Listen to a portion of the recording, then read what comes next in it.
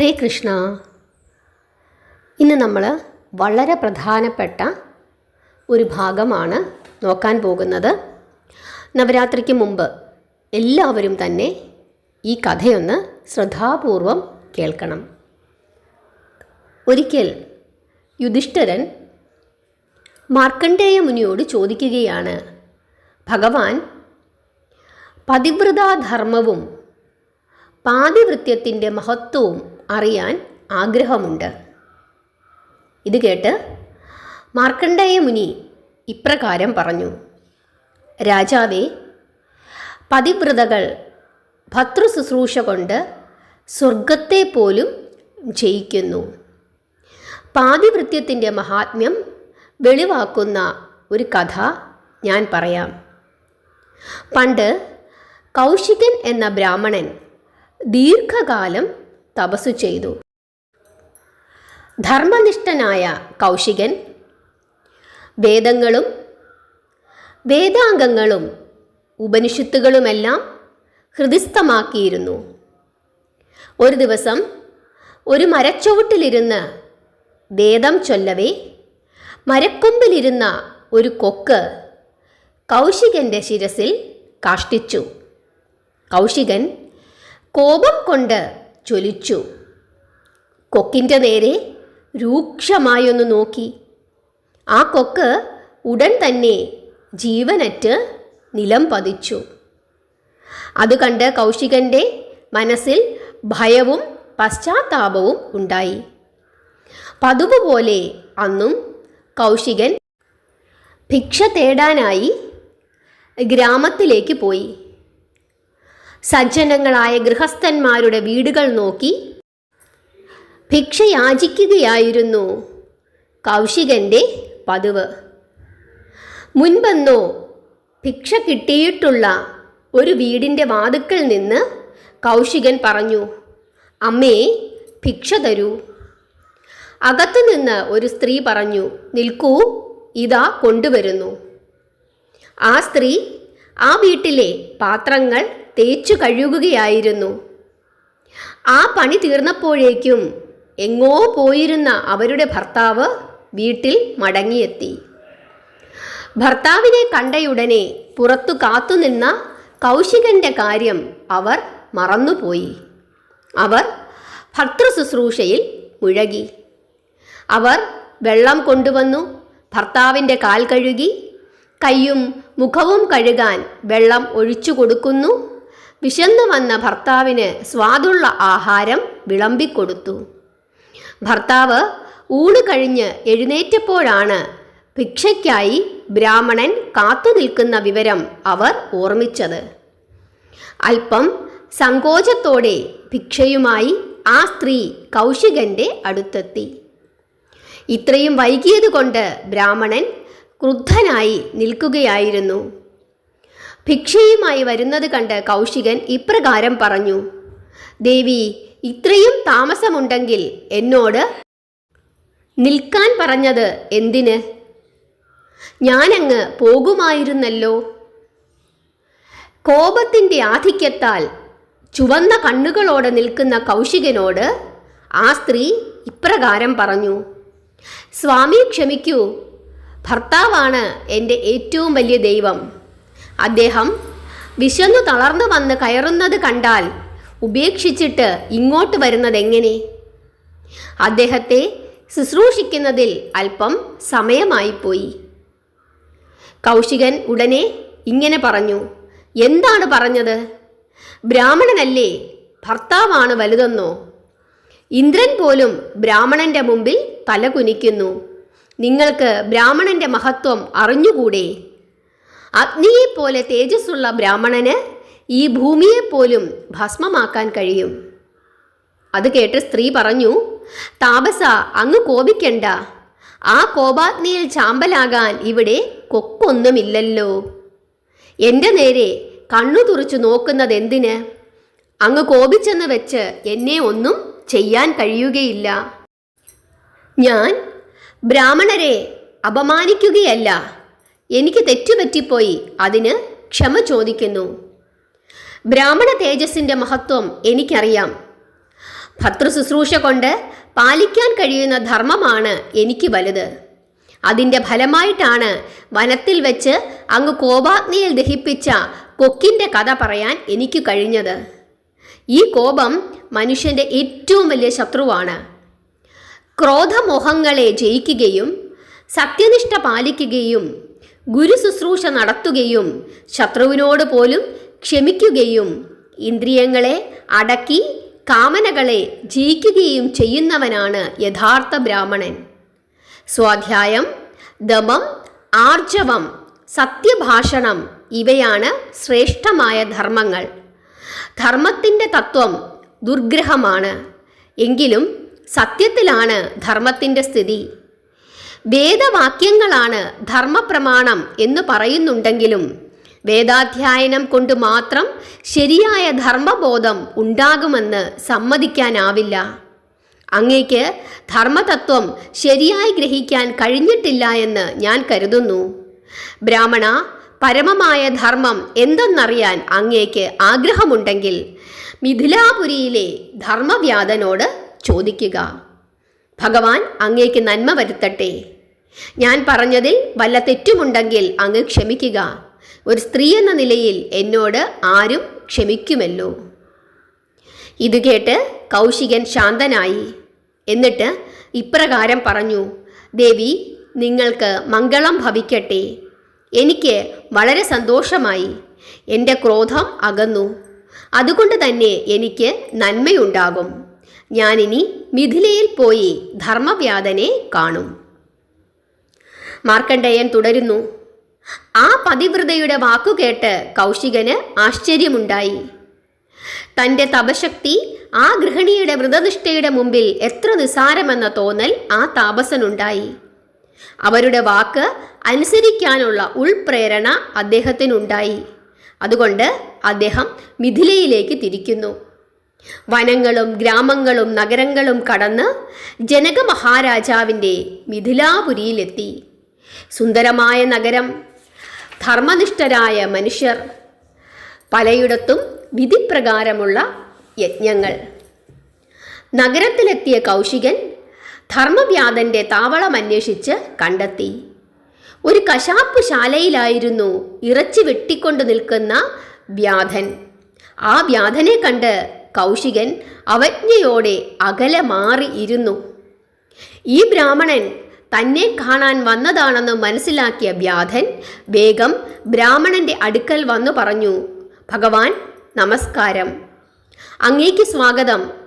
അങ്ങ് കാണാൻ ആഗ്രഹിച്ച വ്യാധൻ ഞാൻ തന്നെയാണ്. അങ്ങേക്ക് വേണ്ടി ഞാൻ എന്തു ചെയ്യണം? ആജ്ഞാപിച്ചാലും. അങ്ങ് ഇവിടെ എങ്ങനെ വന്നുവെന്ന് എനിക്കറിയാം. ആ പതിവ്രതയാണല്ലോ അങ്ങയെ മിഥിലയിലേക്ക് അയച്ചത്. ഇത് കേട്ട് കൗശികൻ വീണ്ടും അത്ഭുതപ്പെട്ടു. വ്യാധൻ പറഞ്ഞു: ഈ സ്ഥലം അങ്ങേക്ക് യോജിച്ചതല്ല. വിരോധമില്ലെങ്കിൽ നമുക്ക് എൻ്റെ വീട്ടിലേക്ക് പോകാം. കൗശികൻ പറഞ്ഞു: ശരി, അങ്ങനെയാകട്ടെ. ഇരുവരും നടക്കുന്നു. ബ്രാഹ്മണൻ മുമ്പിലും വ്യാധൻ പിറകിലും. വീട്ടിലെത്തിയിട്ട് വ്യാധൻ ബ്രാഹ്മണന്റെ പാദങ്ങൾ കഴുകി ആസനം നൽകി ഇരുത്തി. ആസനസ്ഥനായ ബ്രാഹ്മണൻ പറഞ്ഞു: ഹേ വ്യാധ, മാംസവ്യാപാരം അങ്ങേക്ക് യുക്തമല്ല. നിങ്ങളുടെ ഈ ക്രൂരപ്രവൃത്തി കണ്ടിട്ട് എനിക്ക് വളരെയധികം പ്രയാസം തോന്നുന്നു. വ്യാധൻ പറഞ്ഞു: ബ്രാഹ്മണ, ഈ തൊഴിൽ എൻ്റെ ഇഷ്ടത്തിന് സ്വീകരിച്ചതല്ല. മുതുമുത്തച്ഛന്മാരുടെ കാലം മുതൽക്കേയുള്ള കുലത്തൊഴിലാണിത്. ധർമ്മവിരോധിയായ ഒരു പ്രവൃത്തിയും ഞാൻ സ്വയം ചെയ്യാറില്ല. ശ്രദ്ധയോടെ വൃദ്ധരായ മാതാപിതാക്കളെ ശുശ്രൂഷിക്കുന്നു. സത്യം പറയട്ടെ, ഞാൻ ആരെയും നിന്ദിക്കാറില്ല. യഥാശക്തി ദാനം ചെയ്യുന്നു. ദേവന്മാർ, അതിഥികൾ, ആശ്രിതർ എന്നിവരെയെല്ലാം ഊട്ടിയിട്ട് ശേഷിക്കുന്നതുകൊണ്ട് ഉപജീവനം കഴിക്കുന്നു. ജനക മഹാരാജാവിൻ്റെ ഈ രാജ്യത്തിൽ ധർമ്മത്തിന് വിരുദ്ധമായി പ്രവർത്തിക്കുന്നവർ ആരുമില്ല. എല്ലാവരും അവരവരുടെ ധർമ്മം അനുഷ്ഠിക്കുന്നു. അധാർമികമായി പ്രവർത്തിക്കുന്ന സ്വന്തം പുത്രന് പോലും ജനക മഹാരാജാവ് കഠിനമായ ശിക്ഷയാണ് നൽകുന്നത്. ഞാൻ നേരിട്ട് ഒരു ജീവിയെയും ഹിംസിക്കുന്നില്ല. മറ്റു വല്ലവരും കൊന്ന പന്നിയുടെയോ പോത്തിൻ്റെയോ മാംസം ഞാൻ വെട്ടിവിൽക്കുന്നു. ഋതുകാലം കഴിഞ്ഞാലേ ഞാൻ സ്ത്രീയുമായി ബന്ധം പുലർത്തുന്നുള്ളൂ. പകൽ ഉപവസിച്ചിട്ട് രാത്രിയിൽ ഭക്ഷണം കഴിക്കുന്നു. ചിലർ എന്നെ പുകഴ്ത്തുന്നു, ചിലർ എന്നെ പഴിക്കുന്നു. ഞാൻ എല്ലാവരോടും നല്ല രീതിയിൽ പെരുമാറുന്നു. എതിർപ്പുകൾ സഹിക്കുക, ധർമ്മത്തിൽ ഉറച്ചു നിൽക്കുക, സകല ജീവികളെയും യഥായോഗ്യം ആദരിക്കുക. ഈ ഗുണങ്ങൾ ത്യാഗബുദ്ധിയില്ലാത്ത മനുഷ്യർക്ക് ഉണ്ടാവുകയില്ല. നിരർത്ഥകമായ തർക്കങ്ങൾ വെടിയണം.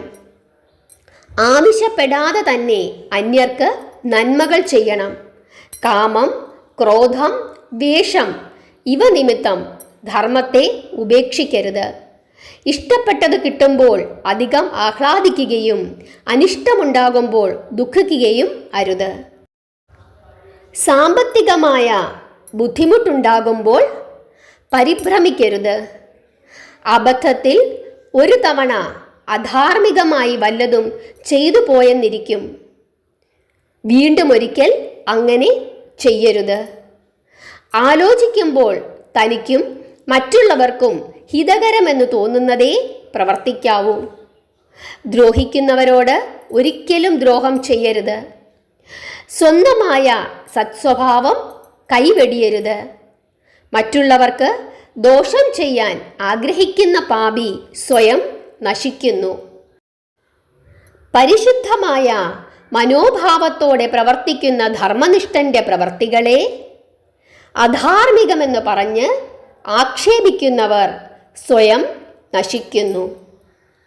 ചെയ്തുപോയ പാപകർമ്മത്തെ ഓർത്ത് പശ്ചാത്തപിക്കുന്നവൻ പാപത്തിൽ നിന്നും മോചനം നേടുന്നു. ലോഭമാണ് പാപങ്ങൾക്ക് നിദാനം. മാർക്കണ്ഡേയൻ തുടരുന്നു. ധർമ്മവ്യാധന്റെ ഉപദേശങ്ങൾ കൗശികൻ ശ്രദ്ധയോടെ കേട്ടു.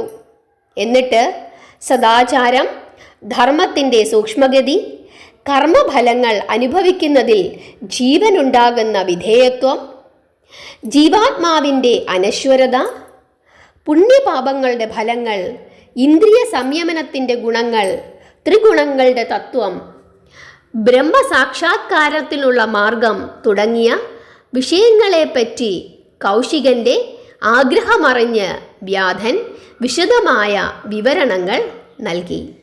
ഒടുവിൽ വ്യാധൻ തൻ്റെ ഭവനം കാണാനായി കൗശികനെ ക്ഷണിക്കുന്നു. ഗൃഹത്തിൻ്റെ അന്തർഭാഗത്ത് അടുക്കും ചിട്ടയും വൃത്തിയും പവിത്രതയും വളരെ ആകർഷകമായി കൗശികന് തോന്നുന്നു. വ്യാധന്റെ മാതാപിതാക്കൾ കൗശികനോട് കുശലപ്രശ്നം ചെയ്തു. പിതൃശുശ്രൂഷയിൽ വ്യാധനുള്ള നിഷ്ഠ കൗശികൻ നേരിട്ട് കാണുന്നു. ഒടുവിൽ വ്യാധൻ കൗശികനോട് ഇപ്രകാരം പറഞ്ഞു: ഭഗവൻ, ഈ മാതാപിതാക്കളാണ് എൻ്റെ ദേവതകൾ.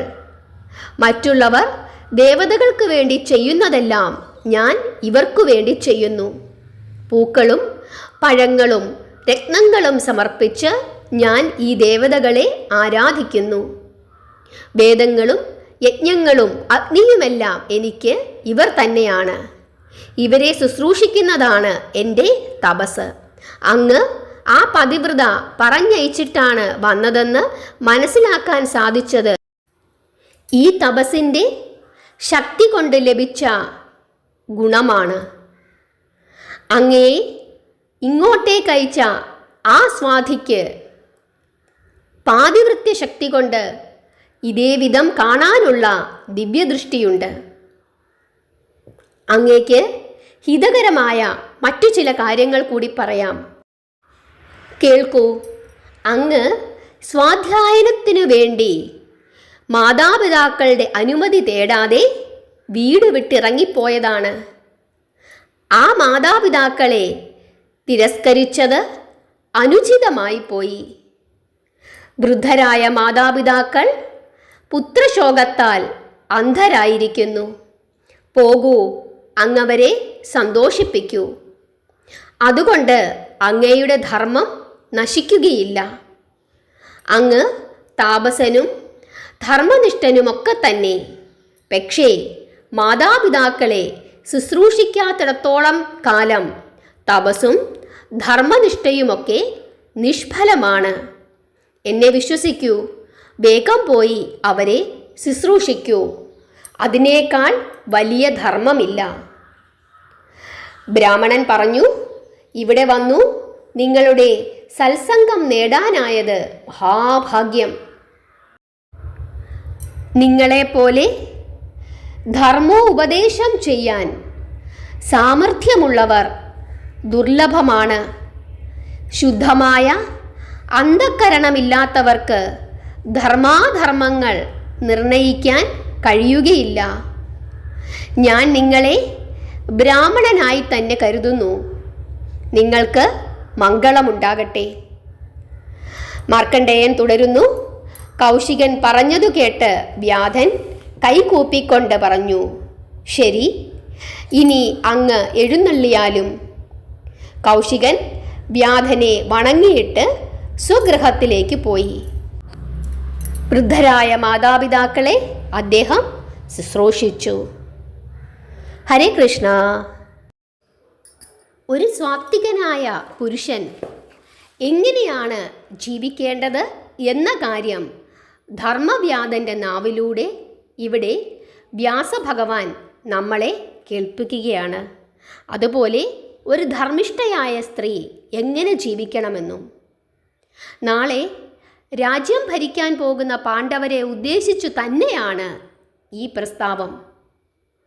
ഏതു തൊഴിലായാലും തൊഴിലിൻ്റെ മാഹാത്മ്യം വ്യാസദേവൻ അംഗീകരിക്കുന്നു. അതുകൊണ്ട് തന്നെ വേദോപദേശം ചെയ്ത് ദക്ഷിണ വാങ്ങി ജീവിക്കുന്നവനും ഇറച്ചി വിറ്റ് ജീവിക്കുന്നവനിലും സ്വധർമാനുഷ്ഠാനത്തിൽ വ്യാസദേവൻ തുല്യത കാണുന്നു. ഇറച്ചിക്കച്ചവടക്കാരനായ ഒരുവനിൽ നിന്നും ഒരു ബ്രാഹ്മണൻ സ്വീകരിക്കുന്ന വസ്തുതാത്മകമായ ഒരാശയവും വ്യാസദേവൻ ഇവിടെ കൊണ്ടുവന്നിരിക്കുന്നു. എന്തിനേറെ പറയുന്നു, ഒരു വീട്ടമ്മയെ കൊണ്ട് വ്യാസദേവൻ ബ്രാഹ്മണന് ഉപദേശം കൊടുപ്പിക്കുന്നു. അപൂർവമായ ആ സംഭവവും വ്യാസദേവൻ ഇവിടെ എടുത്തു കാണിക്കുന്നു. ഈ കഥ മാർക്കണ്ഡേയ മുനി യുധിഷ്ഠിരന് പറഞ്ഞു കൊടുത്തതാണ്. എന്തിനാണ് ഞാൻ ഈ കഥ ഇപ്പോൾ നിങ്ങളോട് പറഞ്ഞതെന്ന് ഞാൻ പറയാതെ തന്നെ നിങ്ങൾക്ക് മനസ്സിലായി കാണുമല്ലോ. നവരാത്രി വ്രതം വരുന്നു, ഏകാദശികളൊക്കെ നമ്മൾ എടുക്കുന്നുണ്ട്. നമ്മുടെ കുടുംബത്ത് ഇതിനൊന്നും താല്പര്യമില്ലാത്ത മറ്റു ജനങ്ങൾ കാണും. അതല്ലെങ്കിൽ ശാരീരിക ബുദ്ധിമുട്ടുള്ള ആളുകൾ കാണും. പലരും ചെയ്യുന്ന ഒരു തെറ്റാണ്, എനിക്ക് വ്രതമാണ്, ഞാൻ അതുകൊണ്ട് ആഹാരം ഉണ്ടാക്കുകയില്ല. ചിലർക്ക് നോൺ വെജ് കഴിച്ചേ മതിയാകൂ, ഞാൻ ചെയ്യില്ല, നമ്മളങ്ങ് വാശി പിടിക്കും. എന്നിട്ട് അമ്പലത്തിൽ പോയി നാമം ചൊല്ലിക്കൊണ്ടിരിക്കും. ഒരു ഗുണവും ഉണ്ടാവുകയില്ല എന്നാണ് ഇവിടെ പറഞ്ഞു തരുന്നത്. ഇത് വ്യാസഭഗവാനാണ് പറഞ്ഞു തരുന്നത്, ഞാനല്ല. അതുകൊണ്ട് നമ്മുടെ ഓരോ പ്രവൃത്തിക്കും ഫലമുണ്ടാകണമെങ്കിൽ നമ്മളുടെ മറ്റു പ്രവൃത്തികളും കൂടി ശരിയാകണം. നമ്മുടെ വീട്ടിലുള്ള ആളുകളെ സന്തോഷത്തോടുകൂടി ഇരുത്തിക്കൊണ്ട് നമ്മൾ വ്രതമെടുക്കുകയും പൂജ ചെയ്യുകയും ക്ഷേത്രത്തിൽ പോയി പ്രാർത്ഥിക്കുകയും ചെയ്താൽ മാത്രമേ ആ പ്രാർത്ഥനയ്ക്ക് ഫലമുണ്ടാവുകയുള്ളൂ. ഗണപതി ഭഗവാന്റെ കഥയുണ്ട്. വേലായുധ സ്വാമിയുടെയും ത്രിലോകങ്ങളും ചുറ്റി സഞ്ചരിച്ചു വരാൻ പറയുന്നു. എന്തിനാണ്? നാരദമുനി കൊണ്ടുകൊടുത്ത ആ മാമ്പഴം ആർക്കാണ് കിട്ടുന്നത്? ജ്ഞാനപ്പഴമാണ്. രണ്ടുപേരും നിൽക്കുന്നു, വേലായുധ സ്വാമിയും വിനായകനും. ആർക്ക് കൊടുക്കും? മത്സരം. ആദ്യം ത്രിലോകങ്ങൾ ചുറ്റി സഞ്ചരിച്ചു വരുന്നവന് ജ്ഞാനപ്പഴം കൊടുക്കുമെന്ന് പറഞ്ഞു. മയിലിൻ്റെ പുറത്ത് കയറി വേലായുധ സ്വാമി ത്രിലോകങ്ങളും ചുറ്റി സഞ്ചരിക്കാൻ പോകുന്നു. പാവം വിഘ്നേശ്വരൻ, എലിയാണ് വാഹനം. അദ്ദേഹം എന്തു ചെയ്തു? തൻ്റെ മാതാപിതാക്കളെ 3 തവണ വലത്തു വെച്ചു, ത്രിലോകങ്ങളും ചുറ്റി സഞ്ചരിച്ചു എന്ന് പറഞ്ഞു. ഇതാണ് എൻ്റെ ലോകം. വേലായുധ സ്വാമി തിരിച്ചു വന്നപ്പോൾ മാമ്പഴവും പിടിച്ചുകൊണ്ടിരിക്കുന്ന വിഘ്നേശ്വരനെയാണ് കാണുന്നത്. ഇതെല്ലാം നമുക്ക് പഠിപ്പിച്ചു തരുന്നത് എന്തിനാണ്? ഇതൊക്കെ വെറും കഥകൾ മാത്രമായി നിങ്ങൾ കാണരുത്. ഇതിലൊക്കെ ഒരുപാട് തത്വങ്ങൾ അടങ്ങിയിട്ടുണ്ട്. നമ്മുടെ അച്ഛനെയും അമ്മയെയും നമ്മുടെ കൂടപ്പിറപ്പുകളെയും നമ്മുടെ സഹോദരങ്ങളെയും സംരക്ഷിക്കാത്ത ഒരുവനും അവൻ എത്ര പൂജ ചെയ്തെന്ന് പറഞ്ഞു കഴിഞ്ഞാലും അതിനൊന്നും ഫലം കിട്ടുകയില്ല. അന്യൻ്റെ മനസ്സ് വേദനിപ്പിച്ചുകൊണ്ട് സന്തോഷിക്കുന്ന ധാരാളം ആളുകളുണ്ട്. അവരുടെ സന്തോഷത്തിന് വേണ്ടി മറ്റുള്ളവരെ വേദനിപ്പിച്ചുകൊണ്ടേയിരിക്കും. ഒരുതരം സാഡിസ്റ്റ് സ്വഭാവം. അങ്ങനെയുള്ളവരും എത്ര പൂജ ചെയ്താലും അവർക്കതിന് ഫലം കിട്ടുകയില്ല. അപ്പോൾ നമ്മൾ നോക്കും പല ദുഷ്ടന്മാർക്കും ഒരുപാട് ഐശ്വര്യങ്ങളുണ്ടല്ലോ എന്ന്. അതൊക്കെ അവർ മുൻജന്മങ്ങളിൽ ചെയ്ത കർമ്മങ്ങളുടെ ഫലമാണ്. കുറച്ചു കാലം കഴിയുമ്പോൾ ഇപ്പോൾ കിട്ടുന്ന ഈ ഐശ്വര്യങ്ങളെല്ലാം അവസാനിച്ചു കൊള്ളും. നമ്മൾ നമ്മുടെ ധർമ്മം അനുഷ്ഠിക്കുക. അതുകൊണ്ട് 9 ദിവസം അല്ലെങ്കിൽ 10 ദിവസമാണ് നമ്മൾ വ്രതത്തിലിരിക്കാൻ തീരുമാനിക്കുന്നത്. നമ്മുടെ വീട്ടിലുള്ള കുട്ടികൾക്കോ, ചില കുട്ടികളൊന്നും മീനില്ലാതെ കഴിക്കില്ല. വീട്ടിലുള്ള ആണുങ്ങൾക്കൊക്കെ നോൺ വെജിറ്റേറിയൻ ഭക്ഷണങ്ങൾ ആവശ്യമുണ്ടായിരിക്കാം. നമ്മൾ എന്താ ചെയ്യേണ്ടത്? അതവർക്ക് സന്തോഷപൂർവ്വം വെച്ചു കൊടുക്കുക. അവർ കഴിച്ചോട്ടെ, അതിനൊന്നും പറയരുത്. നമ്മൾ കഴിക്കാതിരിക്കുക, നമുക്ക് വ്രതമാണെങ്കിൽ. എന്നിട്ട് വിദ്യാവണ്ണം വിളക്ക് കത്തിക്കുകയും നാമം ചൊല്ലുകയും പ്രാർത്ഥിക്കുകയും ചെയ്യുക. അപ്പോഴാണ് അമ്മ മഹാമായ കൂടുതൽ ഐശ്വര്യങ്ങൾ നമുക്ക് നൽകുന്നത്. ഇനി പ്രായമായവർ, അവർക്ക് വ്രതമെടുക്കാനൊന്നും കഴിയില്ല. അവരെന്താ ചെയ്യേണ്ടത്? അവർക്ക് ചിലപ്പോൾ 2 നേരം കുളിക്കാനും പ്രായമായവർക്ക് പറ്റില്ല. ശരീരശുദ്ധി വരുത്തി നിരന്തരം നാമം ജപിച്ചുകൊണ്ടേയിരിക്കുക. ഇരിക്കുമ്പോഴും നിൽക്കുമ്പോഴും കിടക്കുമ്പോഴും തൻ്റെ അവസ്ഥ ദേവിയെ ഓർമ്മിപ്പിച്ചുകൊണ്ട് നാമം ജപിച്ചുകൊണ്ടേയിരിക്കുക. നമ്മളെ കൊണ്ട് പറ്റുന്നെങ്കിൽ വെജിറ്റേറിയൻ ഭക്ഷണം ശീലിക്കുക. ആ രീതിയിൽ കൂടുതൽ സമയം നാമം ജപിച്ച് ആ 10 ദിവസം ഇരിക്കാനായിട്ട് ശ്രമിക്കുക. സാധാരണ നമ്മൾ 2 നേരം നാമം ജപിക്കുമെങ്കിൽ ഈ ദിവസങ്ങളിൽ പ്രായമായ ആളുകൾ, അതല്ലെങ്കിൽ അസുഖമുള്ള ആളുകൾ, ഇവരുടെ കാര്യമാണ് പറയുന്നത്, വ്രതമെടുക്കാൻ സാധിക്കാത്ത ആളുകൾ, അവർ കൂടുതൽ സമയം ജപിച്ചുകൊണ്ടേയിരിക്കുക. ഭഗവാന്റെയും ഭഗവതിയുടെയും കഥകൾ കേൾക്കുക. വായിക്കാൻ പറ്റുന്നവർ വായിക്കുക. ഇതൊക്കെ ചെയ്ത് നമ്മളുടെ വ്രതം പൂർത്തിയാക്കുക. ഇങ്ങനെ ചെയ്താൽ മാത്രമേ ആ വ്രതത്തിന് പൂർണ്ണതയുണ്ടാവുകയുള്ളൂ. അല്ലാതെ വീട്ടിൽ അലശണ്ട, വീട്ടിൽ വഴക്ക്, നമ്മൾ വ്രതം എടുക്കുന്നു, എന്താ അതിൻ്റെ ഫലം? നമുക്കൊരു മനസ്സമാധാനം ഉണ്ടാകത്തില്ല. വ്രതമെടുത്ത് തിരിച്ചു വരുമ്പം നമ്മുടെ ജീവിതമേ കുളമായി കഴിയും. അതുകൊണ്ട് ഒരു കാരണവശാലും അങ്ങനെ ചെയ്യരുത്. എല്ലാവർക്കും മനസ്സിലായെന്ന് വിചാരിക്കുന്നു. എന്താണ് നിങ്ങളുടെ ഈ കാര്യത്തിലുള്ള അഭിപ്രായമെന്ന് എഴുതി അറിയിക്കുക. ഇത് വേദവ്യാസൻ പറഞ്ഞു തന്ന കാര്യമാണ് ഞാനിവിടെ പറഞ്ഞത്. ഹരേ കൃഷ്ണ.